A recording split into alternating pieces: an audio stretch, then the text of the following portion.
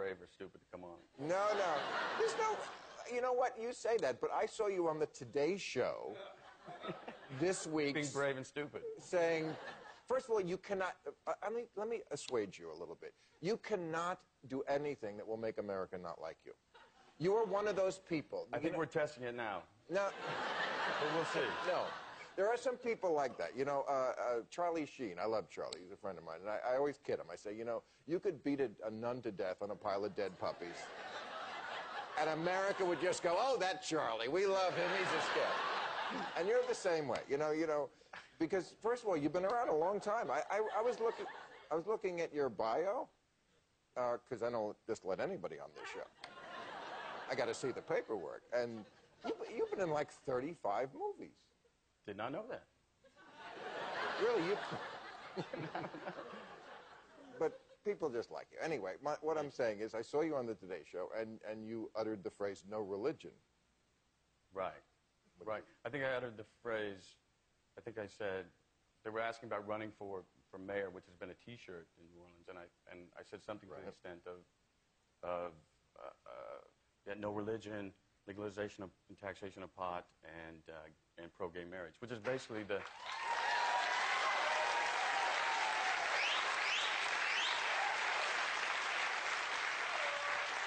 It's basically the Bill Maher going straight to hell campaign. That's my platform that I just got on your bandwagon. What I run on. What I ought to do is run for governor in the great state of Louisiana from Bobby Jindal.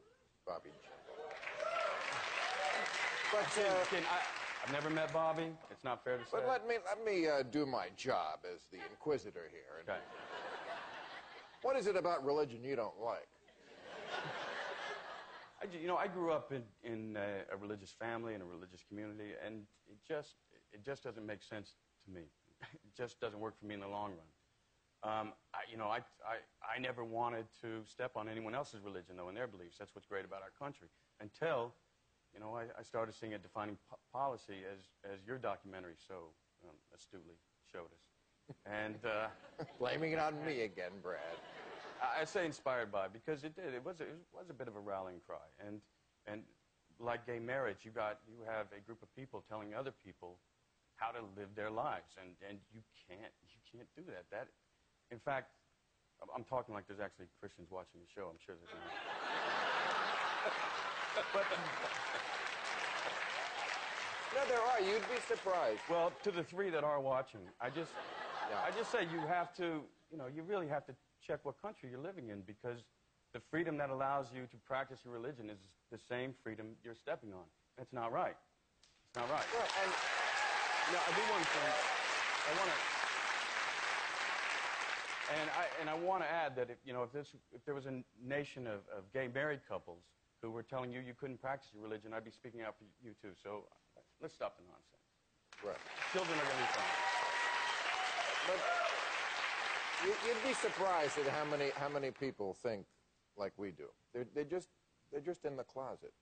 It's more seriously. I mean, yeah, okay. But I'm going to run out of time before we hit all the issues that might get you fired from your next movie.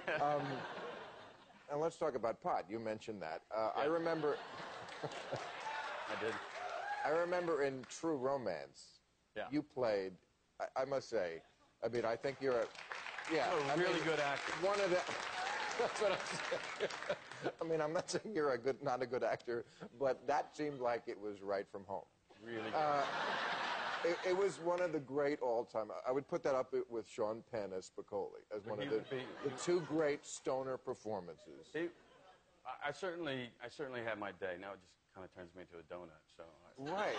You know, I remember being at a New Year's Eve party with you many years ago. That wasn't me. Yes, it was.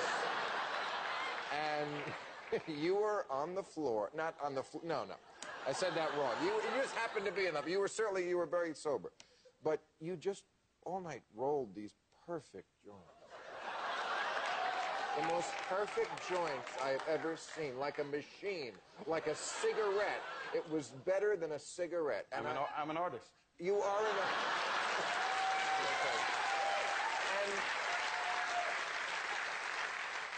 And now you gave it up. Why'd you do that? Yeah, I'm a dad now, and you want to be alert, and you see how his eyes just glazed over when I said Dad. And, you know, you're a very polite guy. You know, you are truly from Missouri.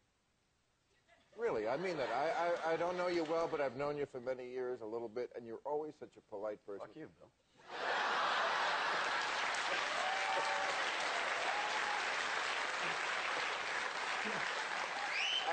I just wanted to ask, as a polite Midwesterner, Heartlander, yes. What do you think when you see these town halls where these supposed Heartland people are acting so rude? Well, I mean, you ought to hear dinner time at my house. But you know, if I found myself that vitriolic and that emotional, I would check myself first.